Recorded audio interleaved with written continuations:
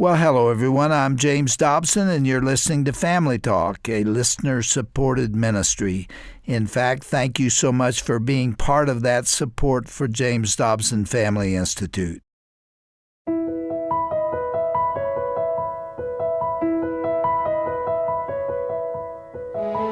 Hello, and welcome to today's edition of Family Talk. I'm Roger Marsh. We have a very special program for you today. As we make our way deeper into the month of December, we present to you another installment of our Best of 2021 collection. The tender and honest conversation you're about to hear features Dr. Dobson as he interviews his good friend, Kim Meeder. Kim, along with her husband Troy, founded Crystal Peaks Youth Ranch in Central Oregon in 1995. Specifically, Crystal Peaks takes rescued horses and pairs them with broken children for the purpose of bringing both horse and human on a journey of healing. Today, the ranch serves 4,000 to 5,000 visitors per year. We're going to get right into the program today, but first, I wanted to let you know that we are currently in the middle of a matching grant challenge here at the JDFI. This means that any financial contribution that you make to the Dr. James Dobson Family Institute during the month of December will be doubled. Thanks to some special friends of our ministry, if you give $25, it'll become $50. If you give $100, it'll become $200, and so on. To make your tax-deductible donation and to defend biblical truth and the family, visit us online at drjamesdobson.org. That's drjamesdobson.org. Or call us at 877-732-6825. Now, a brief disclaimer before we begin today's program. Kim Meeder will be sharing some details from her traumatic childhood that really are intended for mature audiences, so listener discretion is highly recommended. Here now to introduce his guest on today's edition of Family Talk is our founder and host, Dr. James Dobson. Nearly 20 years ago, a publisher told me about a ranch near Bend, Oregon, that was using horse therapy to minister to hurting kids and vice versa. And I was intrigued, so I asked my team to book an interview with Kim and Troy Meeder. And they are the people who founded and run this ranch. What we did that day continues to be one of the most popular interviews out of 8,000 programs that I've done through the years.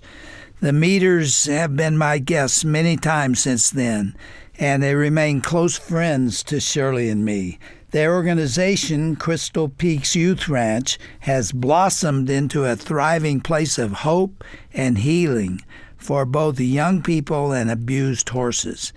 Now, about 10 years ago, Shirley and I flew to Oregon, right near Bend, to visit this ranch. We brought a camera crew, and let me tell you, the Lord is doing incredible work through that ministry. I've seen it firsthand, and what an inspirational day that was to us. I wish all of you could visit it and see it, because it would bless your soul.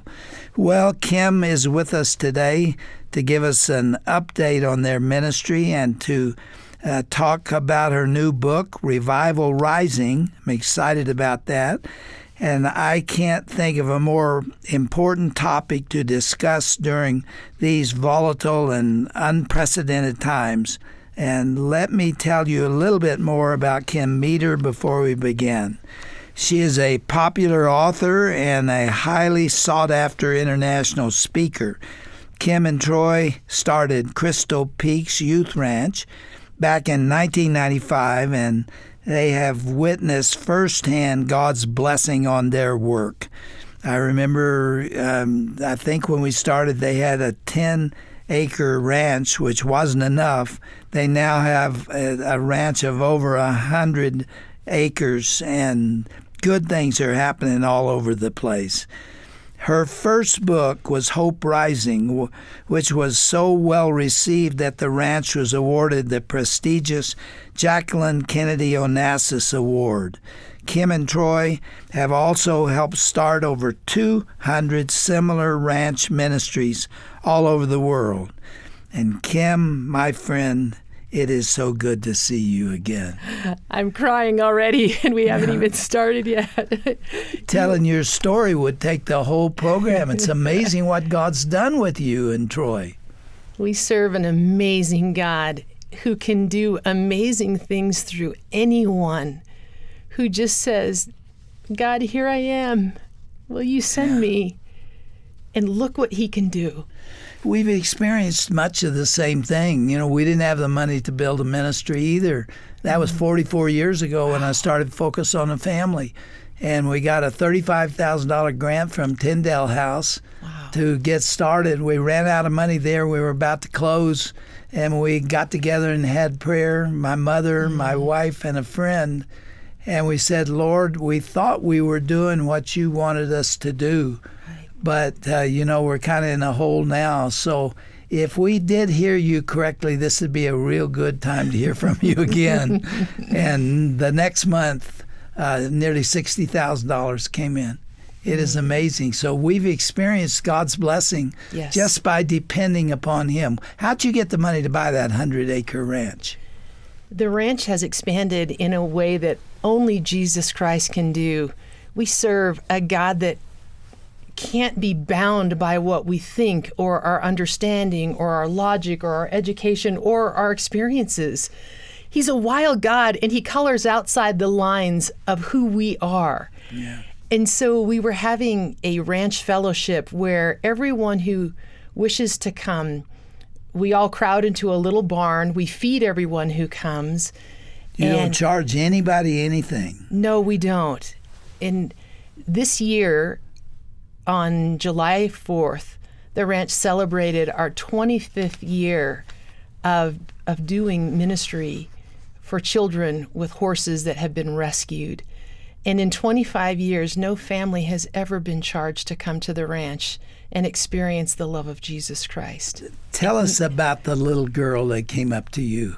You told me the story before we went on the air. Yes. So it was right after a fellowship. And fellowships, they started for people who maybe have difficulty going to church, or maybe they're afraid or have had an unfortunate experience, or for whatever reason going to church is difficult. Coming to a barn seems to be okay. And what started out as a couple families is now up to 400 people that are being fed and gathering and worshiping God. And then we share just a really simple message with one point, because even I can remember one thing. And so I happened to share this particular night, and everyone was leaving the ranch in this great wave of humanity that was kind of siphoning down the driveway. And on that day, this little group of 4-H girls had come down from Washington State. And they said, we had this bake sale, and we wanted to earn some money for Crystal Peaks Youth Ranch and for other kids who need help. And so we wanted to come down and give this to you ourselves. And we wanted to volunteer at this place that means so much to us. And I'm just so humbled by such kindness. And so they were asking me this shotgun question of all these horses, and how come that one has one eye and this one's Scar, and what's that one's name? And finally I said, you girls can't drive all the way home tonight. It's too far. Where are you going to spend the night? And this little girl in the very front, who was kind of short and kind of chubby, and she hugs herself and she said, we're going to be camping and it's going to be really cold. And I just laughed and I said, you know what? I just think that a day is coming when we're going to have enough room so that when groups like you come, you can stay here with us. Wouldn't that be wonderful? And in this sea of people behind this little group of girls, an individual turned and looked right at my face. And that individual called me the next day, and they said, I have to meet with you and Troy right away. And my first thought was, I'm going to go to the principal's office again. And accountability, I'd spoken that night, and that's such a good thing. And this is someone I know and love very much. And so we met in my husband's office, and this blessed individual said, when I heard you say you needed more space, that's when I heard God tell me, and you are going to buy it for them. And this individual reached in their pocket, and they pulled out a real estate flyer that I know well. And they laid it down on Troy's desk, and they tapped it, and they said, God has told me to buy this for you. And then they wrote a check for $2 million. Oh, my goodness. And paid for everything. And in one and moment. It's contiguous to the ranch that you had then. Yes, sir. Yes, sir. It is. It's just the piece of land you needed. It was the piece of land we needed. Crystal Peaks existed in a rock pit for 17 years, a literal rock quarry. And this property is down the hill across the street. The property lines are touching in the street. And it's farmland, it's bottomland. It has hay fields and pastures and arenas, indoor and outdoor, and a 2-story home. And it has water rights. We have reservoirs that we pump the water out onto the fields. It has soil. It grows crops. We just planted 200 fruit trees and 500 blueberry Kim, bushes. those kind of things don't happen. There had to be a divine presence involved in that.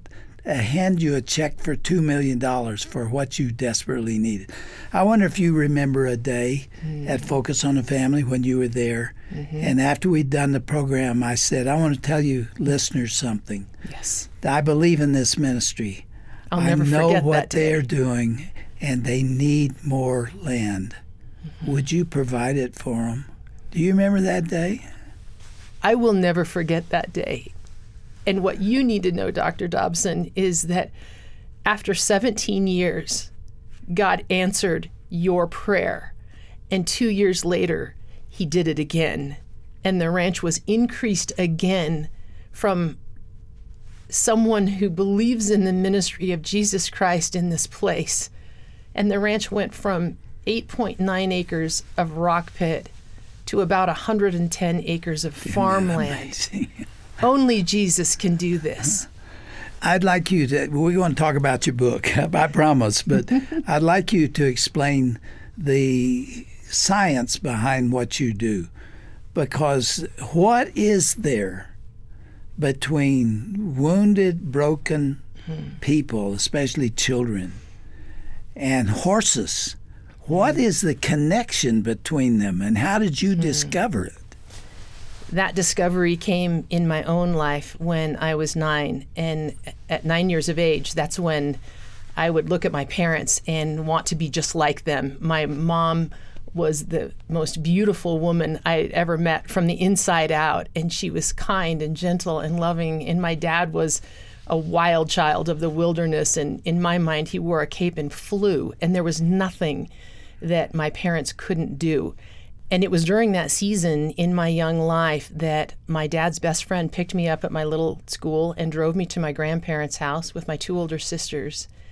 And the house was full of all these grieving, wailing people. And I was just shoved into the arms of a woman that I recognized but did not know. And she was crying so hard that she sounded like she was choking. And she just kept going around and around in this horrible cycle of, I'm sorry, I don't know what to say, I don't know how to tell you.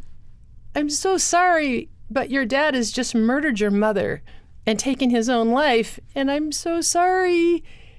And I remember thinking, wait a minute, my dad loves me and he loves my mom, and you're a liar! And I just popped off of her chest and I ran out the back door in this 9-year-old effort to outrun the unthinkable, and just ran and ran and ran until I just fell down in the dirt. It felt like miles, and it was a very short distance, and was inhaling dirt and choking and retching and crying and screaming.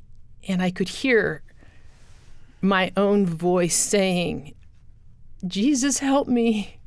Jesus, help me. I need you now. And I wasn't raised in the church. I didn't even know who Jesus Christ was. To my knowledge, I'd been to church twice at 9 years of age. And all I knew about Jesus is, I think he's the guy on the cross. And all I know is that he's the only one who can help me right now. I didn't know the power of Romans 10:13 that declares everyone who calls on the name of the Lord will be saved. All I knew in that moment was that there was a pop in my heart and an ignition of hope and a knowing you will get through this and you are no longer alone. At 9 years of age, you became an orphan. Yes. Out of a stable 2-parent family in one episode, one day. All of a sudden, you have no family. The world changed. How in the world you became the woman I see today? The Lord had to have done a miracle just to help you survive. He has done many, many miracles. How did you come to know Jesus? I met Jesus in that moment, but I came to know who he was through a woman who lived a mile down the road, and this woman had nothing. And by the world's standards, she was so poor, and she lived in a falling down house, and yet she had everything because she had Jesus. And every Friday, anyone who wanted to know about Jesus could get off the bus at her house. And this woman who was so poor would just make cookies and punch appear, and we would play Annie over. She would give us a rag, and we'd throw it back and forth over the house and run like racehorses until we were all worn out. And then we'd come bursting in the house, sweaty and filthy, and we would just chug down all the cookies and Kool-Aid, and then we'd go, okay, now we're ready. And we'd all go in on her orange shag carpet. And I remember sitting on her carpet one day, and she said, Kimmy, do you truly know how much Jesus Christ loves you? And my answer was just shaking my head that I don't. And she said that he loves you so much that he gave his life so that you could live with him forever. And he begins that process when you ask him to come in your heart. Now, what's the connection with horses? The connection with horses happened during that same season. My two older sisters and I moved in with my grandparents, and my beloved tiny little grandmother had the wisdom to buy a little horse for me. And between the friendship of a little wild horse and the love of Jesus Christ, this wild child's heart was redeemed. And that's how I came to know the power of God's word was on the back of a horse. Everything that I was reading on the back of a horse is where I felt the most safe in all the world. And I didn't know that all those years of finding solace in the presence of a horse and understanding the power and freedom and love found in God's word were always meant to go together, always. And I didn't know that those years of me learning that were like a figurehead of everything God had coming in store. I'm going to allow you to go through this valley of the shadow of darkness because I'm calling you to help others find their way through, just like you did, in the presence of a horse, by the power of my word and my love for them. So you were discovering something that already was, which is an emotional connection between a broken child and a wounded horse. Only Jesus Christ could make that happen. Jesus loves horses in a way that we don't understand. When he returns, he is not coming on a dolphin. Of all the things, of all the animals that he has created, he has chosen a horse to carry him into victory. And all those who are following him are also riding horses. And so horses, in a way that are not fully understood in this realm, are very precious to the Lord. But I must tell you, and Dr. Dobson, I know you know this because you're a horseman as well, that when we are around them, their quiet strength and their willingness to carry us in our frailty and in our brokenness, and to yield their power to carry our weakness, changes us from the inside out. They are magnificent animals.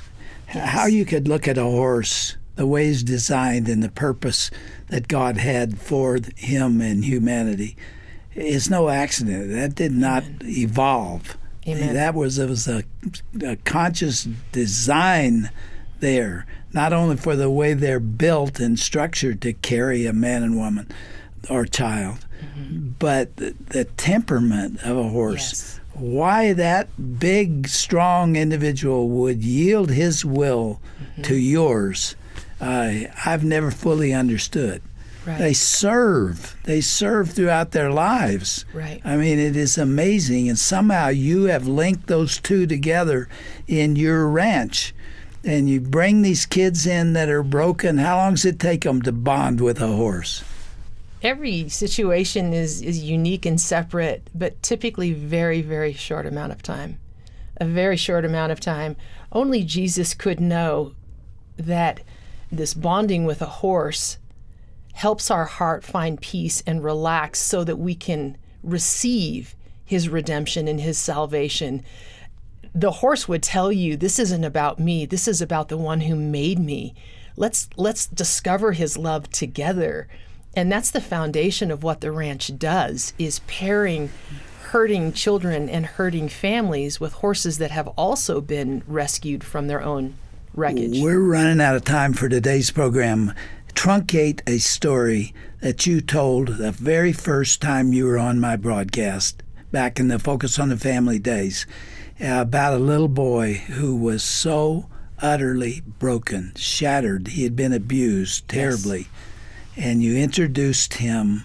Yes. Well, you tell the story. We got about 3 minutes. You think you can tell it? I can do it.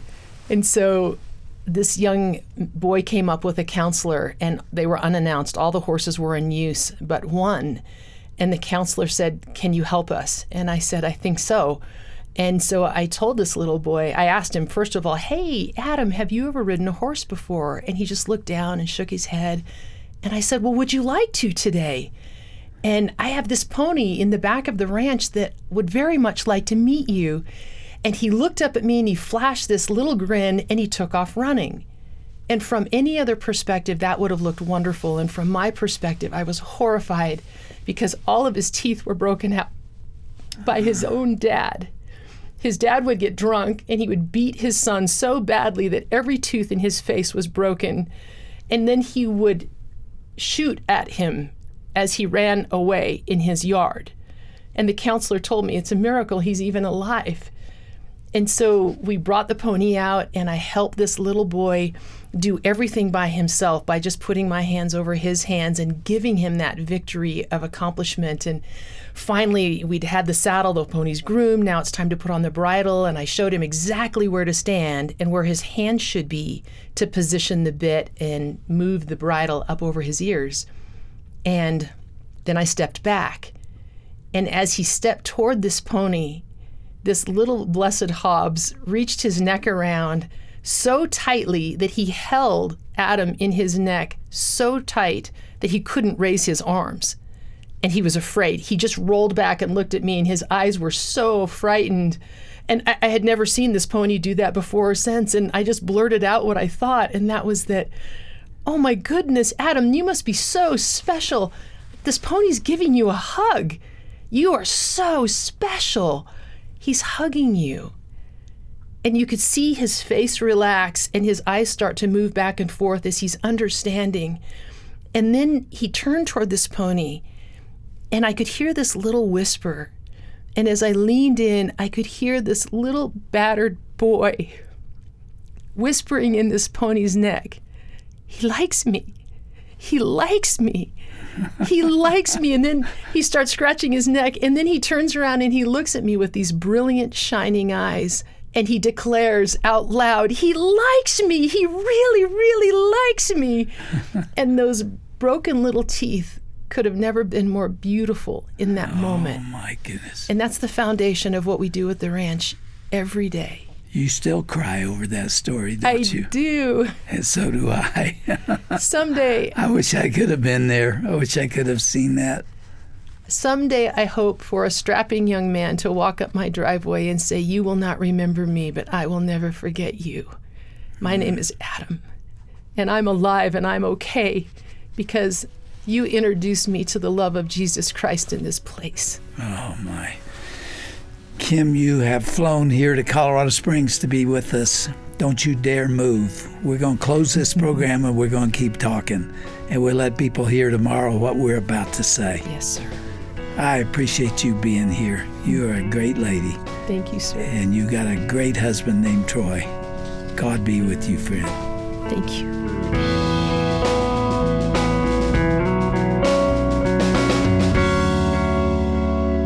Well, that was part one of Dr. Dobson's conversation with Kim Meeder, founder of Crystal Peaks Youth Ranch, which is located outside of Bend, Oregon. If you're anything like me, Kim and Doctor weren't the only ones tearing up during today's broadcast. I hope you'll join us again tomorrow as Kim Meeder will share more inspiring stories of hope and transformation. Now, today's broadcast was another installment of our Family Talk Best of 2021 collection.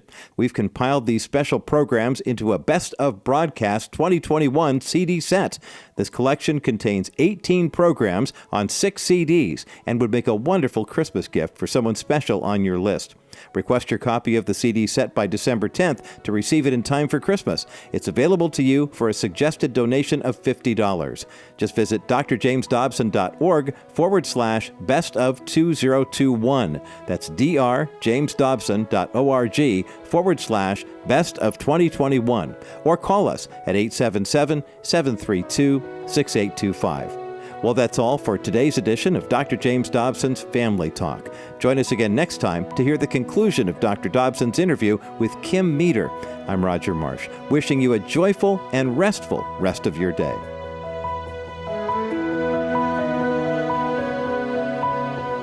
This has been a presentation of the Dr. James Dobson Family Institute.